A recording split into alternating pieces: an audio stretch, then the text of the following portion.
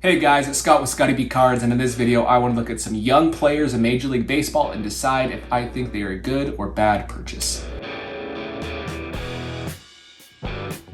Every single year we have these uber prospects hit the big leagues. Some of them stick, some of them don't. Some of them have great years, some of them have bad years. You look at Jared Kelenic for the Mariners, he did not have a great year. And then we look at Julio Rodriguez for the Mariners, having a fantastic year. So you never really know what's going to happen with these minor leaguers when they hit the big leagues because the competition in the game is extremely different than the minor leagues themselves. So I want to look at a few players and decide if I think they are or are not a good buy right now. Let's start with the first player, Bobby Witt Jr. He is a good ball player. He has all the tools. A lot of scouts say he's one of the best prospects they've ever seen. Really high praise, like truly high praise, but it's not quite translated yet. Yes, he's been a good major league player at 0.7 WAR. That's at least not a negative player for his team, not a negative asset, but his OPS plus is a 107, not even 1 WAR yet, and his defense is basically what's dragging him down. Could you see he has 18 home runs, 64 RBI as a rookie's not bad. His on base is abysmal, and realistically his slugging is not that high either. So he has a lot of things to improve in his game, but I think he'll be able to do this as we saw him do in the minor leagues. His defense is what's kind of a bummer for me to see. I've seen him make some excellent plays as I watch Zach Greinke pitch because I like watching every single start he has, but he also will make some not so great plays. He'll miss some balls he should probably have. And he split time between other positions outside of shortstop, but either way, he's one of the worst defensive shortstops, if not the worst in all of baseball, and one of the worst defenders in all of baseball, at least according to the defensive runs saved and outs above average, which we'll look at right now. So you'll see this is the list of outs above average. These are all the qualified defensive players, all the way to 272, which is Jonathan Villar. He's the worst defender in baseball,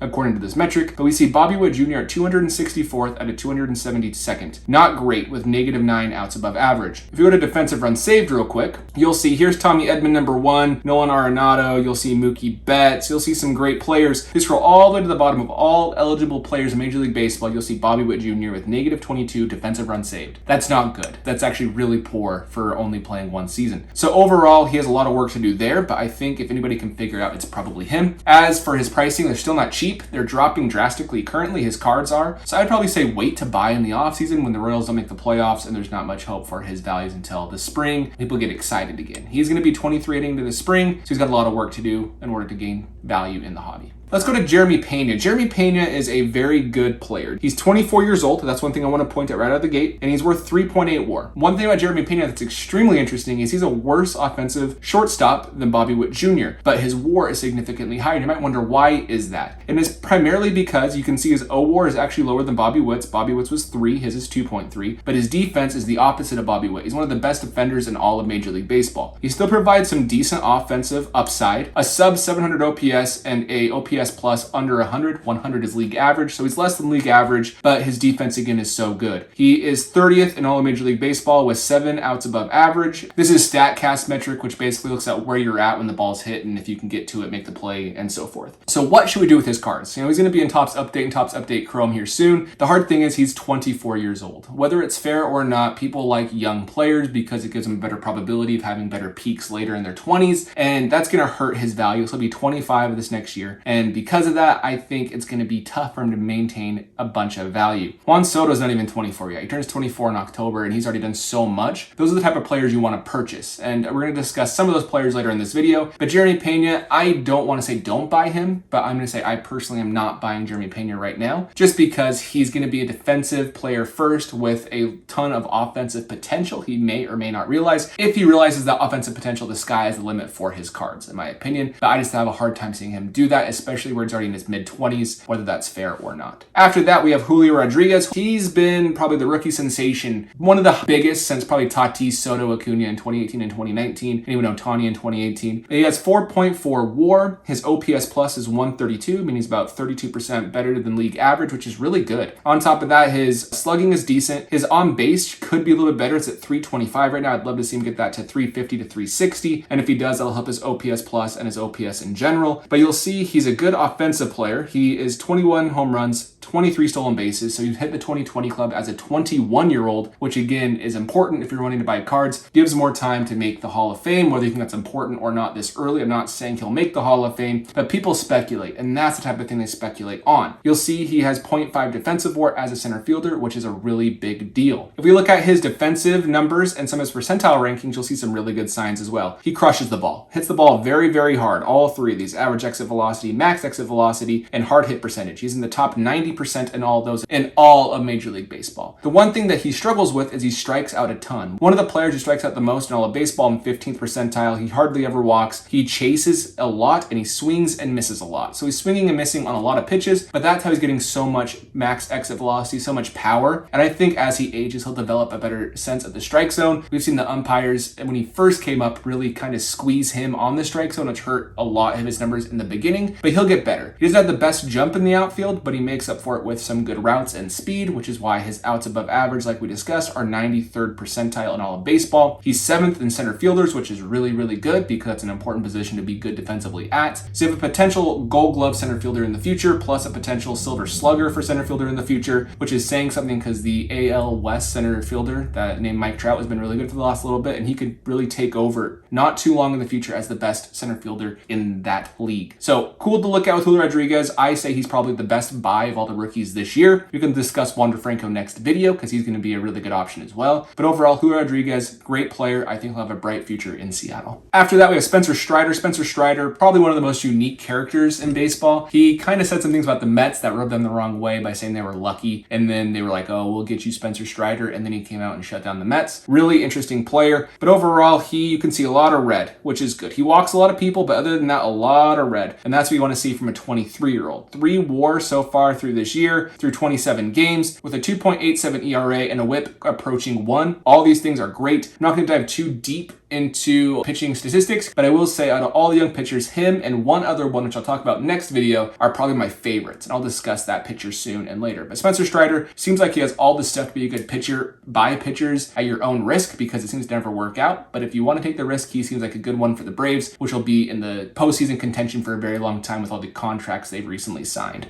And the last player I want to discuss is Michael Harris. Michael Harris for the Braves, another Braves. He's playing great. He's 21 years old. He kind of came out of nowhere. He was a top 40 prospect in baseball before this season, but he's kind of come out of nowhere. He has a 129 OPS plus, really close to Julio Rodriguez, and he's played less games than Julio Rodriguez. He's just as good of a defender, I would argue, as Julio Rodriguez, which is great for him long-term in center field and in the outfield in general at 21 years old. So Michael Harris, I would not have said he was a good buy, but currently he might be. 15 stolen bases, 13 home runs, hitting 288, decent on base, good slugging for a 129 OPS plus. One thing again is his defensive prowess are really good. You'll see he is 10th for center fielders. He's behind Julio Rodriguez, who I think was 7th, with 5 outs above average. He doesn't have a good average exit velocity. It's below average at 48th percentile. He does hit the ball very hard when he gets a hold of it, in 88th percentile in all Major League Baseball. But just like Julio Rodriguez, he's a young player. He's very fast, good defender, but he strikes out and swings and misses and doesn't walk much. That's kind of just a young baseball player. They strike out a lot. They hit the ball really hard. They're really dynamic when they run the bases, and they're good defenders. Happened to Mike Trout when he came up. His defense has since kind of gone downhill, but we see this with a lot of young players, and Michael Harris is no exception. He actually reminds me of another outfielder for the Braves that debuted and was a good overall player, and that was Jason Hayward. As you can see from Jason Hayward, there's a lot of parallels between their rookie years. Hayward came up at age 20, Michael Harris at age 21, but Hayward had a 131 OPS, while Michael Harris has a 129 OPS, and then they both have similar 11 versus 15 stolen bases, 18 versus 13 home runs. They have a lot of similarities in their game. Jason Hayward had less slug and more on base his rookie year, and then that went away throughout the rest of his career. But overall, Michael Harris seems like he has a bright future in the big leagues. I don't watch him every day, I'm not going to lie, but overall, from what I've heard from Braves fans, he seems like the real deal, and he's showing it this year. His minor league numbers are all over the place, good and then bad, based off of where he was playing at what level at what age, but it seems like he can develop. He already signed a massive contract with the Braves. That's a great team if you're buying cards with players for that team, because they're going to be good for a while as well. So overall, Michael Harris, I would say if you want to take a risk, this could be a very well-paying risk for you. For me, I probably won't, but for you, I can see the money in Michael Harris. So anyways, those are my thoughts on all these young players. Let me know in the comments below if you agree or disagree on these takes. And other than that, I will see you in the next video.